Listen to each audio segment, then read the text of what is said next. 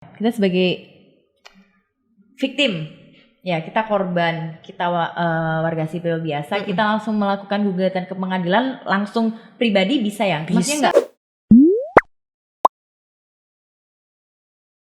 Assalamualaikum warahmatullahi wabarakatuh. Hai sedulur Jatim, selamat datang di Golkar Jatim TV. Jumpa lagi dengan saya Indra Putri yang akan menemani kalian pada sesi kali ini. Untuk itu izinkan saya untuk melepas masker supaya ngobrolnya lebih enak nih.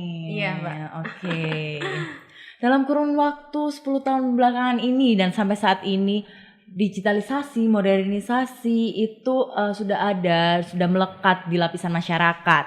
Dengan iming-iming kemudahan, iming-iming kecepatan, ketepatan, membuat bisnis online dan mungkin e-commerce ini tuh menjadi hal yang seksi untuk diperbincangkan, untuk diperdebatkan. Nah, pada kesempatan ini, izinkan saya memperkenalkan di sini ada Mbak BC yang beliau ini merupakan dosen Fakultas Hukum Universitas Wijaya Kusuma dan juga anggota bidang Hukum dan HAM DPD Partai Golkar Provinsi Jawa Timur. Halo Mbak Indira. Halo Mbak BC. Sehat Mbak? Sehat, alhamdulillah. Semoga kita senantiasa diberi kesehatan di tengah pandemi ini. Amin. Oke.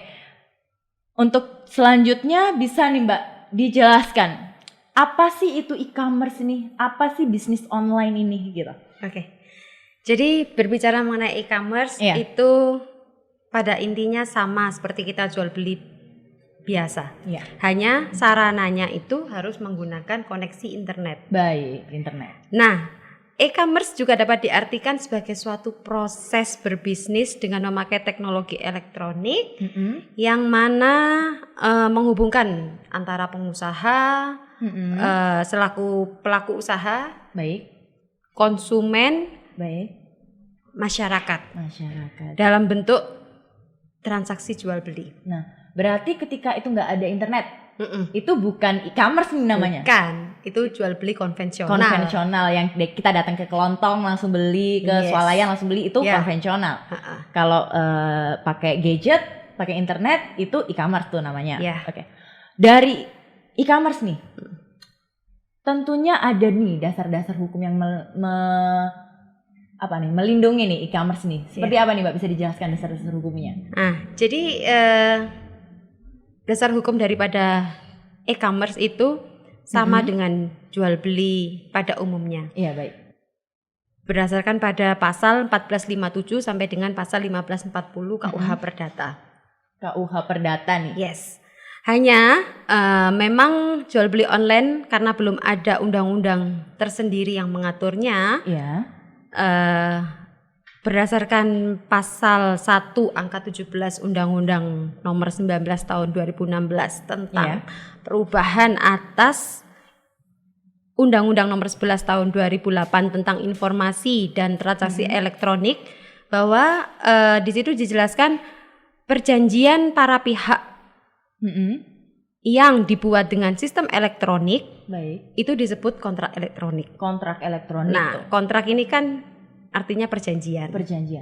Nah, sehingga secara tidak langsung e-commerce ini juga dilindungi di dalam Undang-Undang ITE tersebut.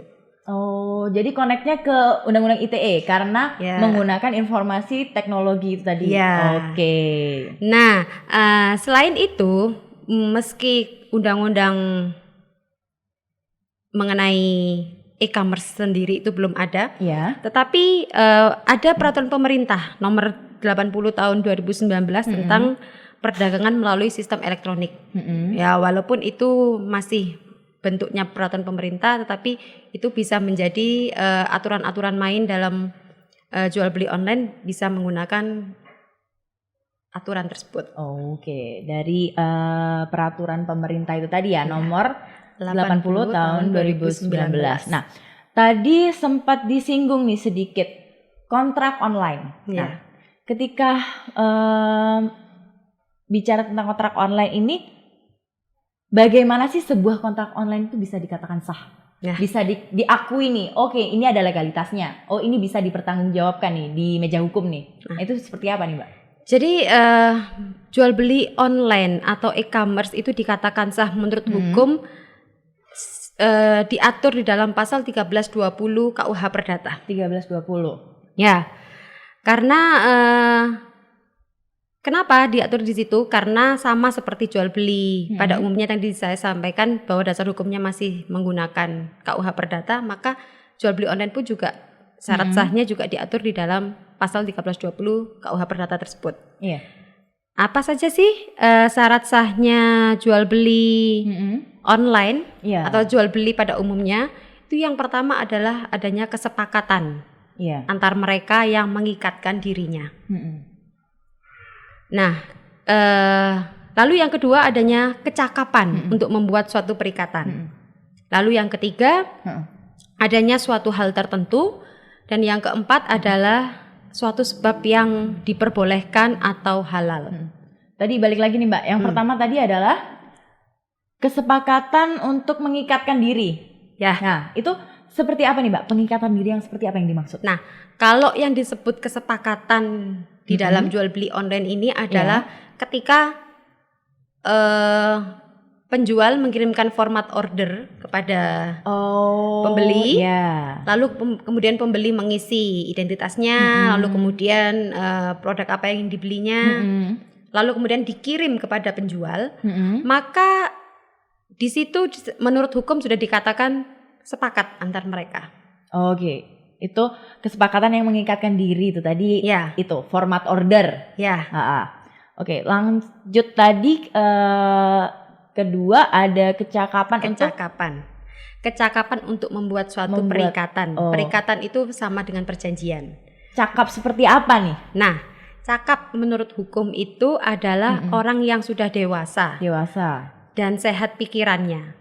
Nah, dewasa itu apa? Dewasa itu adalah orang yang sudah usianya genap 21 tahun atau telah kawin serta tidak di bawah pengampuan. 21 tahun nih Mbak. Nah, biasanya kan 17 berarti ketika umur 18 itu belum dikatakan dewasa nih. Nah, di dalam hukum kategori atau yang dimaksud usia dewasa itu ada beberapa pendapat. Ada yang mengatakan usia 18 tahun itu sudah dikatakan dewasa. Namun ada juga kalau di dalam KUH Perdata itu dianggap dewasa itu adalah usia 21 tahun. Oh, begitu. Ini karena KUH Perdata maka kita pakai acuan yang 21 tahun. Oke, baik. Nah, lalu kemudian yang ketiga tadi adalah suatu hal tertentu. Hal tertentu. Apa nih yang dimaksud hal tertentu ini apa? Maksudnya kan general sekali nih, hal tertentu ini hal apa aja? Hal tertentu itu adalah jelas wujudnya, barang atau jasa yang diperjualbelikan dalam e-commerce itu jelas. Makanya kalau kita kalau kita mau belanja online kan kita mesti lihat fotonya itu gimana. Lalu kemudian ada enggak video-videonya juga pasti kan ada spesifikasi. Katalognya nih. Nah, katalog untuk belanja online-nya itu ada gitu. Jadi kita tahu misalnya baju, misalnya warna apa, bahannya apa, size-nya apa, itu ada. Berapa, itu jelas itu menunjukkan bahwa barangnya itu ada, sehingga itu adalah suatu hal tertentu. Sorry nih Mbak, barang ada, barang jelas.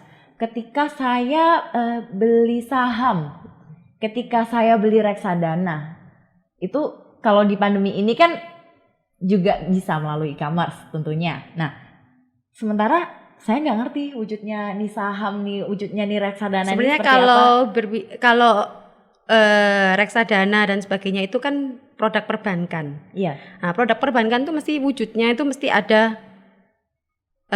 Entah itu sertifikat, entah itu apa yang menunjukkan bahwa kepemilikan kita terhadap suatu produk tersebut. Nah. Jadi dengan sertifikat itu tadi yang dikeluarkan oleh penjual saham tersebut itu sudah bisa diakui ke sahamnya. Itu kan sebagai bukti kepemilikan kita bahwa memang itu yang dijual.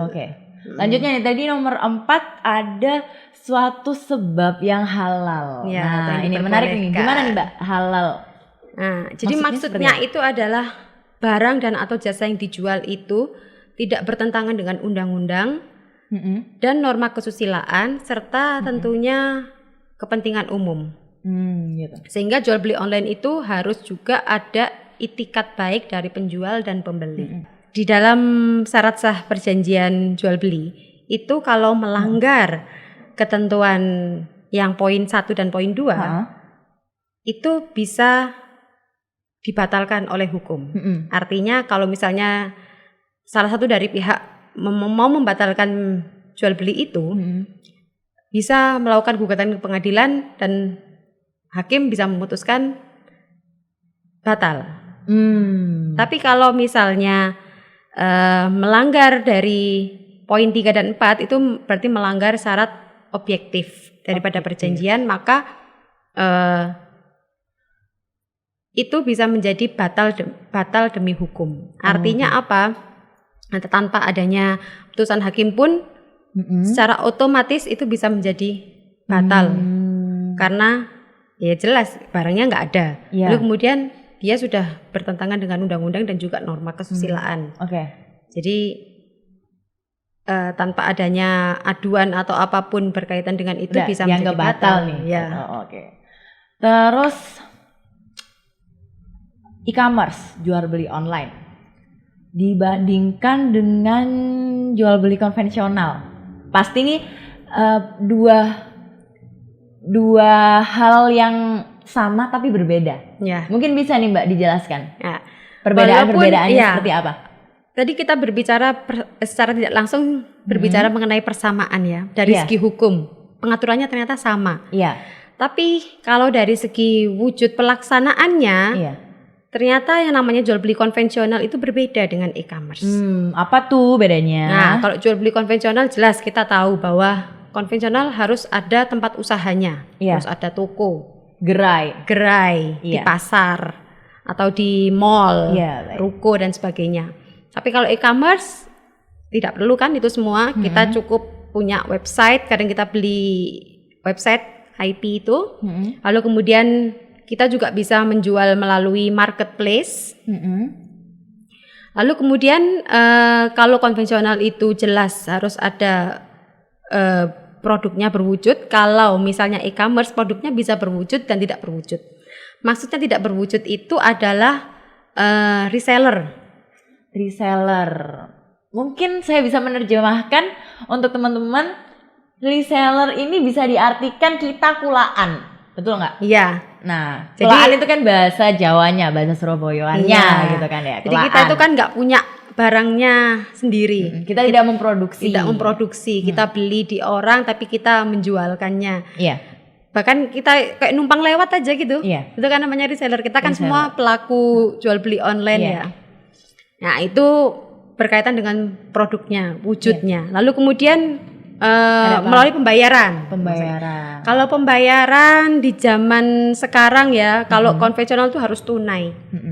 Nah, sedangkan kalau e-commerce itu kita bisa ya pakai kartu kredit, online banking, electronic money. Nah, kalau di zaman pandemi sekarang orang tuh mau mengeluarkan uang kan juga takut ya. Karena kan namanya pandemi, virus, nanti takutnya transfer virus ini itu. Makanya sekarang yang namanya jual beli online sangat trending sekali karena hype banget nih jual beli online e-commerce. Apalagi sekarang ini kita nggak kemana-mana ya, di rumah aja.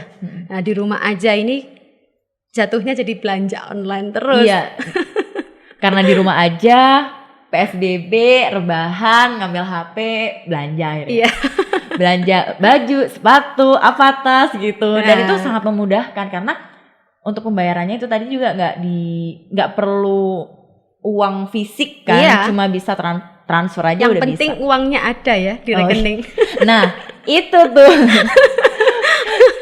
Terus selanjutnya nih Mbak. Nah, terus selanjutnya kalau konvensional itu pemasarannya harus langsung. Kita harus keluar-keluar, ayo dibeli kan gitu ya. Tapi kalau penjualan melalui e-commerce, kita cukup kirim gambar-gambar, bisa foto produk gitu. Pakai artis, selebgram gitu kan. Endorse kakak gitu. Iya. Jadi pemasarannya yang cukup lebih gampang nih. Gampang dilakukan dan gampang diterima oleh masyarakat yang lain gitu ya. Oke. Nah, nggak lepas dari itu semua nih Mbak, pasti ada permasalahan Ya. yang akan kita hadapi ketika kita berbisnis online, kita melakukan jual beli online, kita ya bersinggungan dengan e-commerce ini tadi. Nah, bisa dijelaskan nih Mbak, apa aja nih kira-kira masalah-masalah yang akan timbul? Jadi masalah-masalah dalam e-commerce itu ada banyak. Tentunya pertama mengenai keaslian data. Data dari penjual maupun dari pembeli itu penting. Berkaitan juga dengan keabsahan atau validity. Iya. Tadi seperti disebutkan bahwa syarat sahnya perjanjian itu juga dia harus ada cakap. Nah, kadang sekarang pada permasalahan anak kecil belanja online pakai gadgetnya orang tuanya. Iya, akun ibunya. bapak ibunya gitu lah ya. Terus beli-beli banyak, tiba-tiba dikirim di rumah, orang tuanya bingung bayarnya gimana. Ini apa kok barang-barang banyak datang, terus nggak ngerasa pesen. Nah, ini seperti apa? Nah, kalau dari segi hukum, selama pembeli dan penjual tidak ada yang keberatan dengan itu, maka terjadilah transaksi itu. Tapi karena anak kecil yang memesan dan kemudian orang tuanya kemudian mau mengembalikan, itu seharusnya boleh orang tuanya mengembalikan kepada pada gitu boleh ya?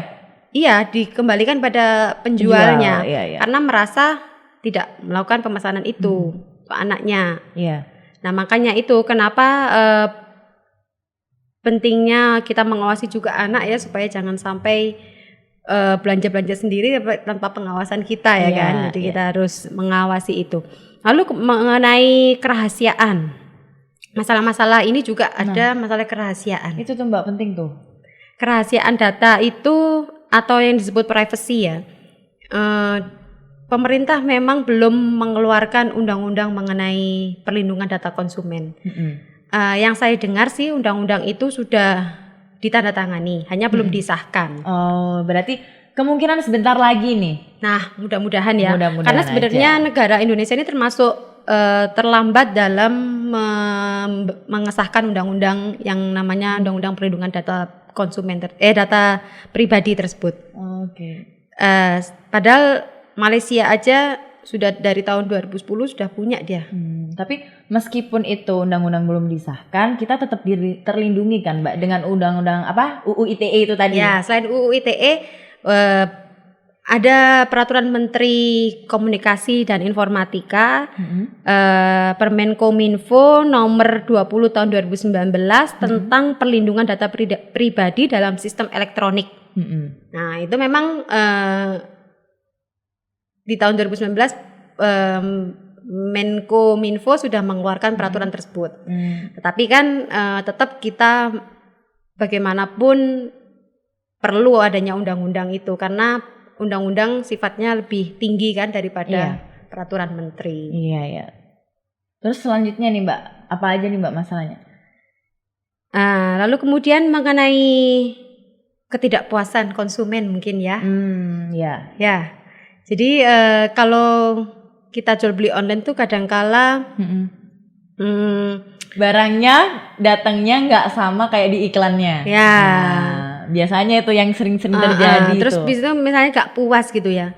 Terus kalau mau melakukan perbuatan hukum apa yang harus dilakukan ya kan? Kalau misalnya konsumen ini ternyata nggak puas, ya dikomunikasikan dulu terlebih dulu kepada penjual. Oke. Solusinya gimana nih? Kalau tidak ada etikat baik dari penjual, maka pembeli bisa melakukan gugatan kepada pengadilan negeri setempat.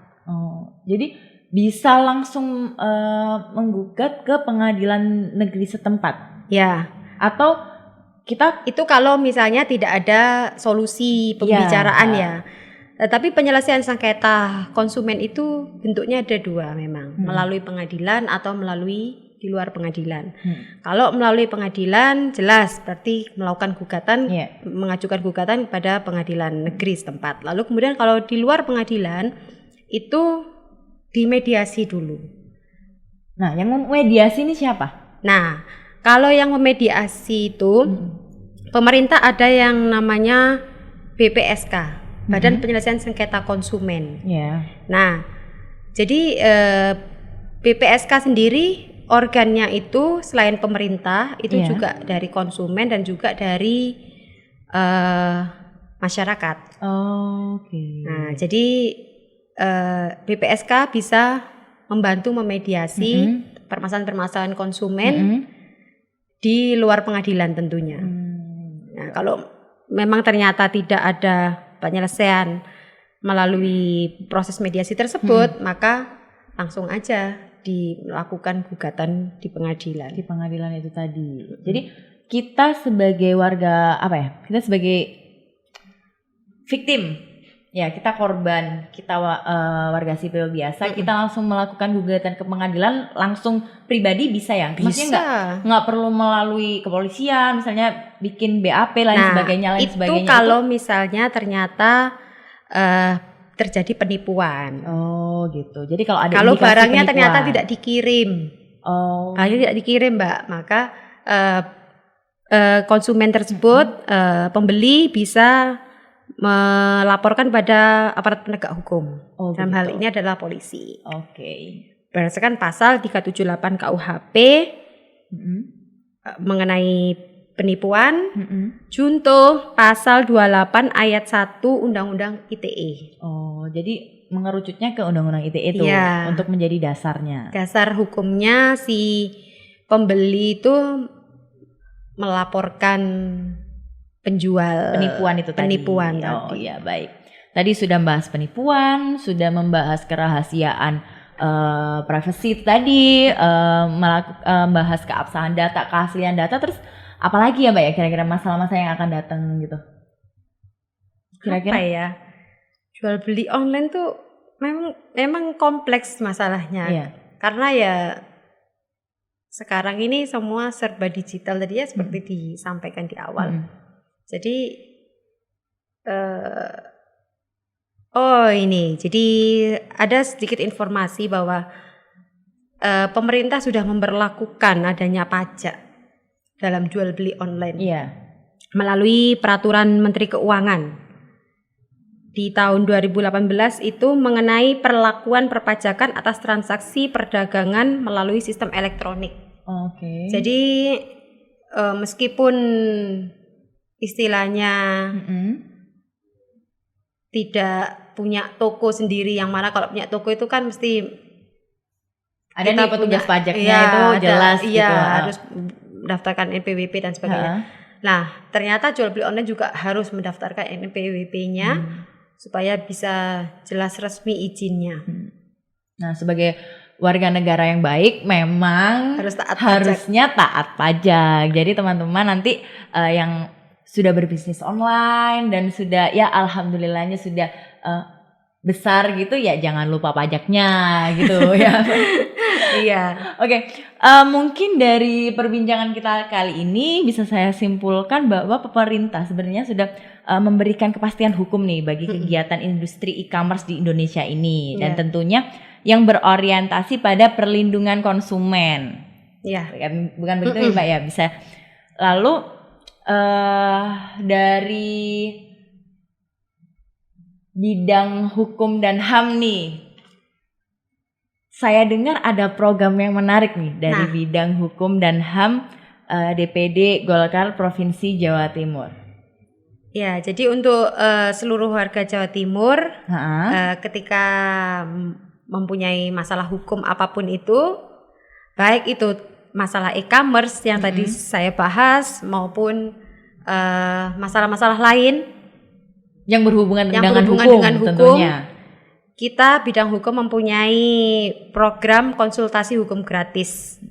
Tuh, gratis. Ya, jadi bisa menghubungi kami di kantor DPD Partai Golkar Provinsi Jawa Timur, Jalan Ahmad Yani, nomor 311. Oke, nanti bisa langsung dibantu dengan Mbak BC salah satunya dan dari teman-teman bidang hukum dan HAM yang lainnya gitu.